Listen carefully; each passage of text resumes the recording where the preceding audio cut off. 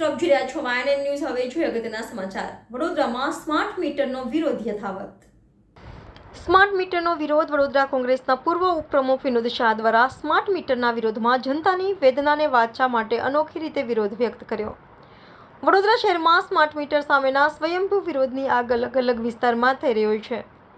વડોદરા કોંગ્રેસના પૂર્વ ઉપપ્રમુખ વિનોદ શાહ દ્વારા સ્માર્ટ મીટરના વિરોધમાં જનતાની વેદનાને વાચા માટે પોતાના શરીર ઉપર પટ્ટા અને સાંકળ વડે માર મારી વિરોધ પ્રદર્શન કરી આક્રોશ વ્યક્ત કર્યો હતો અને વધુમાં જણાવ્યું હતું કે સ્માર્ટ મીટરની 3 ગણું વીજ બિલ આવતું હોવાનો આક્ષેપો કર્યો હતો.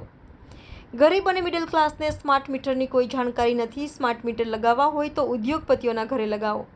સરકાર જો વીજ મીટરો લગાવવા માટે બળજબરી કરશે તો અમે ગાંધીનગર સુધી પણ આંદોલન કરીશું.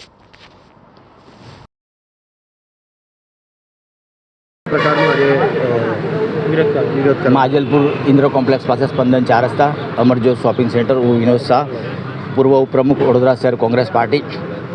આજે સ્માર્ટ મીટરનો વિરોધ કરવા માટે મેં મારા શરીર ઉપર પટ્ટા માર્યા, સાંકળો મારી અને અધિકારીઓને અને જે નેતાઓ છે એમને જગાડવા માટે મેં મારા શરીર ઉપર પટ્ટા માર્યા. અને મારે એમની વિનંતી છે કે પ્લીઝ મહેરબાની કરીને હવે આ ગુજરાતીઓને લૂંટવાનું બંધ કરો અને પડતા પર પાટું ના મારો. ઉપરથી આપો પાણી. પડતા પર પાટું ના મારો અને ગુજરાતીઓને બચાવો. ગુજરાતીઓએ તમને ખૂબ પ્રેમ આપ્યો છે. ગુજરાતીઓએ તમને ખૂબ વોટ આપ્યા છે. છેલ્લા 3 ટર્મથી, લોકસભાની 3 ટર્મથી તમને 25-26માંથી 26 સીટો આ ગુજરાત આપી રહ્યું છે. ગુજરાતે તમને જે આપી છે, ગુજરાતે આજે તમને વડાપ્રધાન બનાવ્યા છે, ગુજરાતે તમને ગૃહમંત્રી બનાવ્યા છે, તો તમે શા માટે ગુજરાતીઓને છેતરો છો? તમે શા માટે ગુજરાતીઓને મારો છો?